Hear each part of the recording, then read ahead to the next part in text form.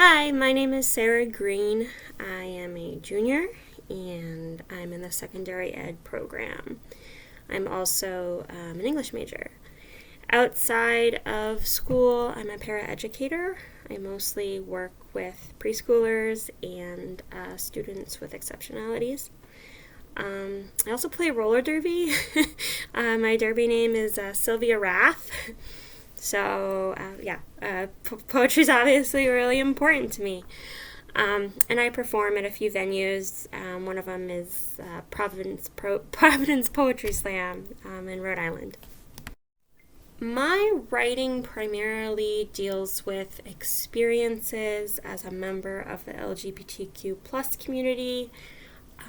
I talk about racial inequality, romantic love, loss, grief, mental health, and inequalities in the mental health system, as I've had a lot of experiences there.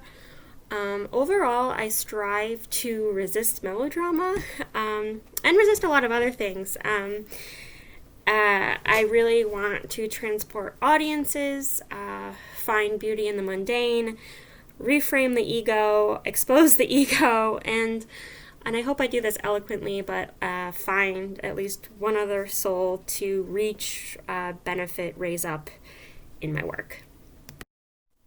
The first piece I'm going to be sharing is a piece that I wrote in Professor Donahue's poetry class, and I think it's a very necessary piece. We had a unit on anti-racism and how to be an anti-racism, and owning the part that we play as white folk in systemic racism. So I wrote a piece after looking at the photos of Patricia and Mark McCloskey, who were aiming their guns at Black Lives Matter protesters outside their property in St. Louis, which was a serious offense and crime. This poem is titled A Self-Portrait. Upon seeing Patricia and Mark McCloskey aim their guns at Black Lives Matter protesters outside their property in St. Louis. Can I take this moment to maim the image? Can I pinch away the pistol and the rifle, toss them to the gurgle of Missourian brick rot and window shop shine?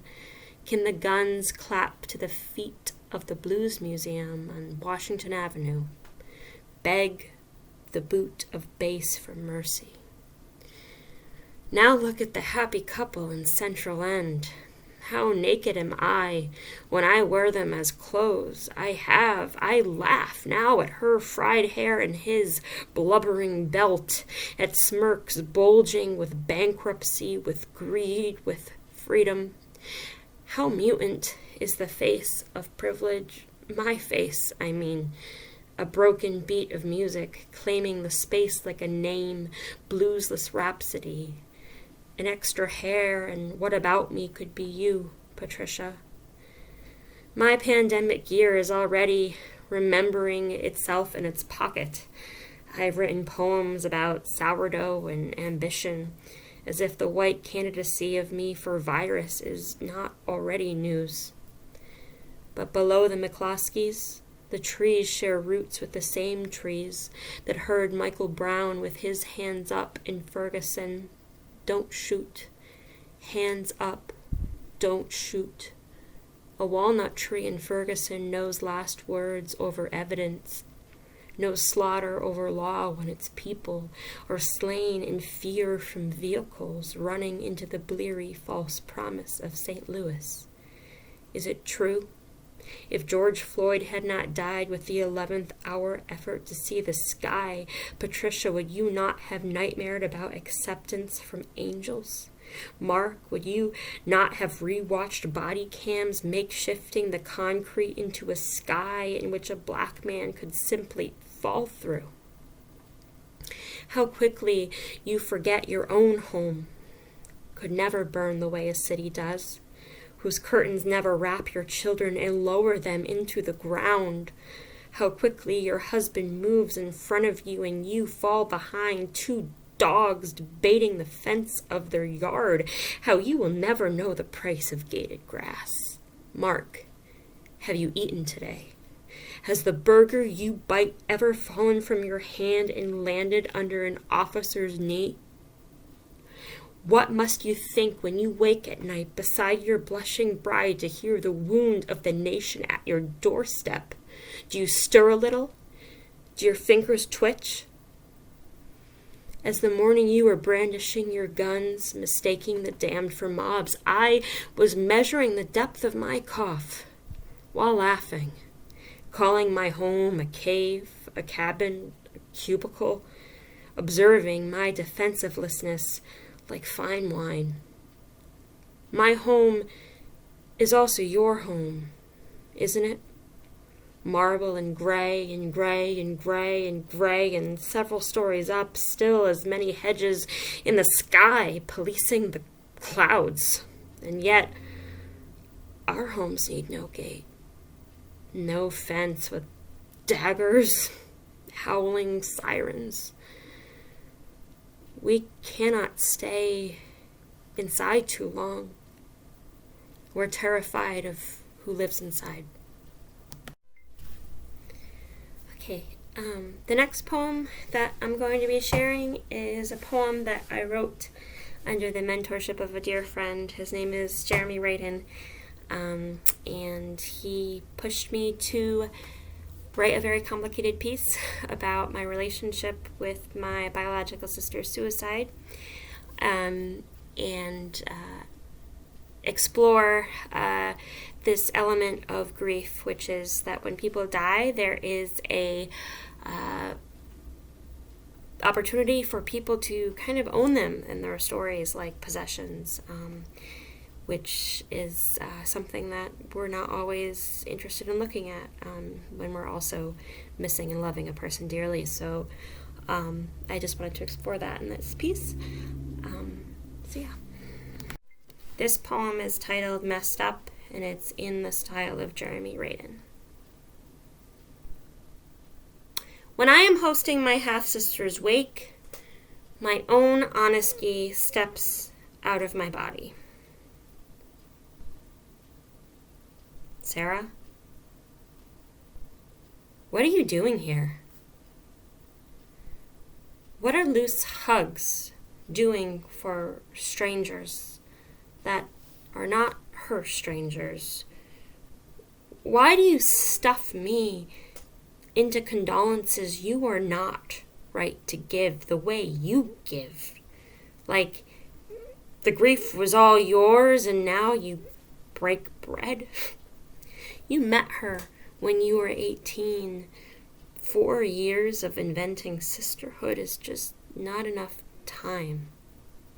Look at the litany of ways you retell the same story. Look at the little box on the table with pictures of her, with dogs and bar friends and ex-girlfriends, and not with you. Heartbreak curator. Look at the way your halfness to her has only ever been half till now. Look at your eyes, frantic to find one more sameness. You beg your own hair to be more like her hair, to be her hair, to be close enough to redeem yourself for being here. But now, all you have is this little box of her. You could be that too if you wanted to. You could live on the mantle. You could wear someone's Red Sox hat. You could hold the garland at Christmas time. You could be one of many things that are just so carelessly there. You could be useful, even like that. When your half-sister took her life, you didn't know enough to write the poem.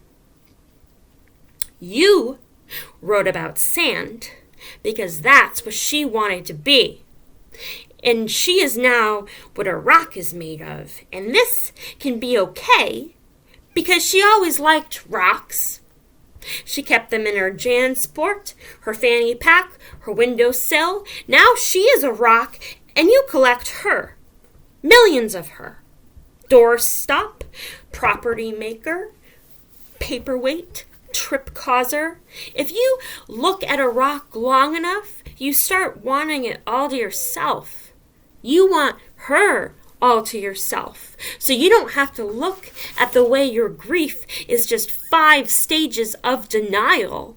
All the months after she is gone, you won't think about the note she did not write for you, or the way you wanted a sister that you never let her be. Call me the shaker of your truth, and I will shake you like a baby. I will not let you sleep. I will undo who you think you are. Counterfeit sister, false promise maker. You don't need your sister to be alive any more than I need you to have a family in this world. And I can take that away from you. We can run away. We can leave everyone you love. We can make sandboxes out of all of them before you know how to apologize.